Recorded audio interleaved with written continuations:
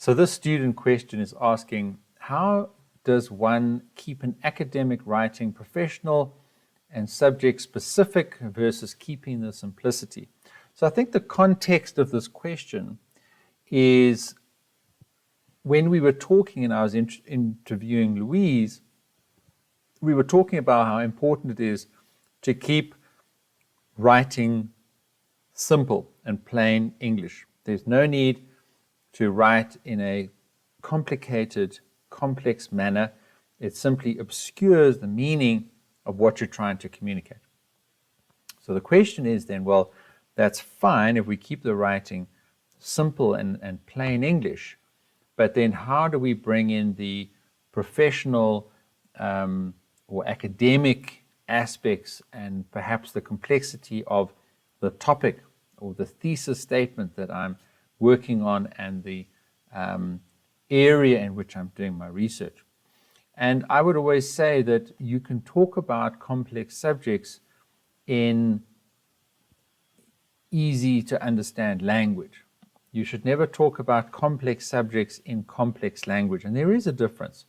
And I teach a couple of these examples in my writing course. For example, your subject must be a person, a place, or a noun, an object.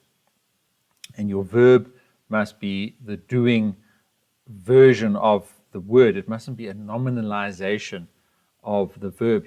And often we automatically convert verbs into the noun equivalent. So what happens then is if you do that, you clutter your sentences with lots of extra words. And that's what happens is then that your writing comes across as fairly dense and complex. So if you can pare down your sentences so that they're not too long, but use obviously the specific terms that are relevant to your topic and that people in your field and that readers of your work will understand. But it's how you bring those concepts in and how you construct your sentence that I think is where you have the opportunity to write in a clear, plain, and simple form of the English language. There is absolutely no need to write in a highfalutin, academically complex way to communicate even complex subjects. It's important for you to make this distinction so that you are specific about your subject, about your topic, which is what we've got mentioned here in this question, but also that your sentences are not too long and the way that you've constructed them is simple and according to the right approach for writing in plain English.